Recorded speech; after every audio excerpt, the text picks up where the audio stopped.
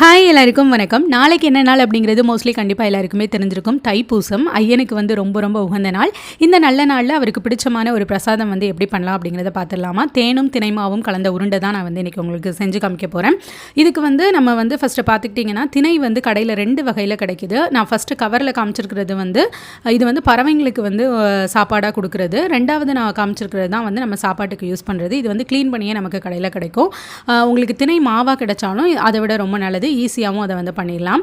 இப்போ நம்ம வந்து இந்த மாதிரி முழு திணையாக வாங்கியிருக்கும் போது அதை குறைஞ்சது ஒரு மணி நேரம் இல்லை 1/2 மணி நேரம் ஊற வச்சுட்டு துணியில் பரப்பி நல்லா தண்ணியை வடிச்சிட்டு காய வச்சுட்டு அதுக்கப்புறமா ஒரு ஸ்பூன் நெய் ஊற்றி அதை நல்லா வாசனை வர அளவுக்கு நல்லா வறுத்து எடுத்துக்கோங்க. கூடவே ஒரு 2 டீஸ்பூன் வந்து பொட்டுக்கடலையும் சேர்த்துக்கோங்க, நல்லா வாசனையாக இருக்கும்.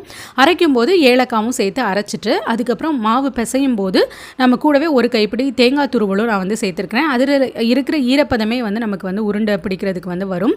இனிப்புக்கு நான் இதில் வந்து சேர்த்துருக்கிறது தேன் மட்டும்தான். இது எல்லாத்தையும் ஒன்றா கலந்துட்டு இந்த மாதிரி லட்டு மாதிரி நம்ம உருண்டையாக உருட்டி நம்ம வந்து சாமிக்கு வந்து படைச்சிடலாம். கண்டிப்பாக இதை வந்து ட்ரை பண்ணி பாருங்கள். ரொம்ப ரொம்ப ரொம்ப நல்லது.